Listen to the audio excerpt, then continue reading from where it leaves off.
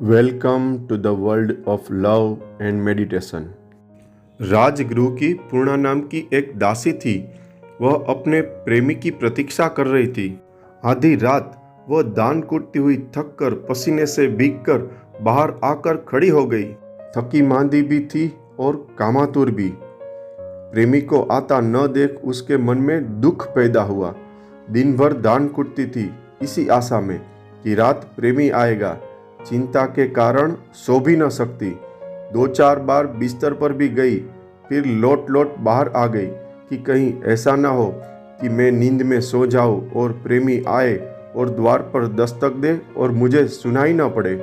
तभी उसने देखा कि पास के आम्रकुंज में, जहाँ बुद्ध का निवास है, जहाँ बुद्ध ठहरे हैं, जहाँ बुद्ध का विहार चल रहा है और उनके हजारों भिक्षु ठहरे हुए हैं, उसने देखा अनेक भिक्षु शांत बैठे हैं, अनेक भिक्षु खड़े हैं, अनेक भिक्षु चल फिर रहे हैं। उसे बड़ी हैरानी हुई।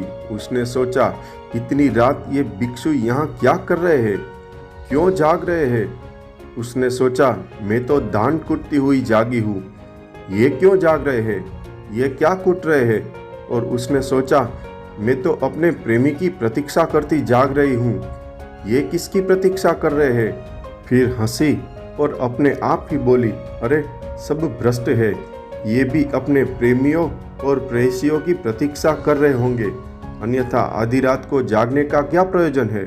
इसे तो कभी सपने में भी ख्याल न आया होगा कि जागने का कोई और कारण भी हो सकता है। ये क्यों जाग रहे हैं, ये भी जरूर मेरी तरह किसी उलझन में पड़े हैं, सो नहीं पा रहे, इनको भी कोई चिंता पकड़े हुए है, कोई बेचैनी इनके ऊपर भी सवार है। दूसरे दिन सुबह बुद्ध उसके द्वार पर भिक्षाटन के लिए गए। वह तो बहुत चौंकी। बुद्ध को वह इनकार करना चाहकर भी इनकार न कर सकी। इनकार तो करना चाहती थी, लेकिन सामने खड़े हुए इस शांत मुद्रा व्यक्ति को इनकार कर भी न सकी। बुद्ध की मौजूदगी, बुद्ध का वह सौम्य रूप, बुद्ध का वह समत्व, बुद्ध का वह प्रसाद, बुद्ध के चारों तरफ बरसती हुई करुणा, वह अपने बावजूद देने को मजबूर हो गई। तो उसने बुद्ध को भोजन कराया। भोजनोपरांत बुद्ध ने उससे कहा, पुण्य, क्यों तू मेरे भिक्षुओं की निंदा करती है। उसे तो भरोसा न आया, क्योंकि उसने यह बात किसी से कही न थी। वह बोली, बनते, मैं तो नहीं करती, मैंने कब की निंदा। बुद्ध ने कहा, रात की सोच, रात तूने क्या सोचा था।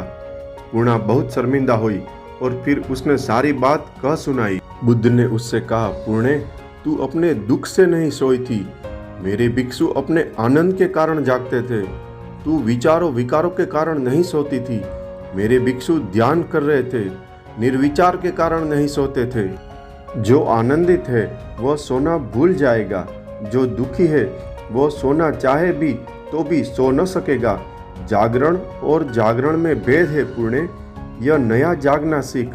पागल, पुराना जागना कुछ बहुत जागना नहीं है। सोए सोए तो सब गवाया ही गवाया, अब कुछ कमा भी ले।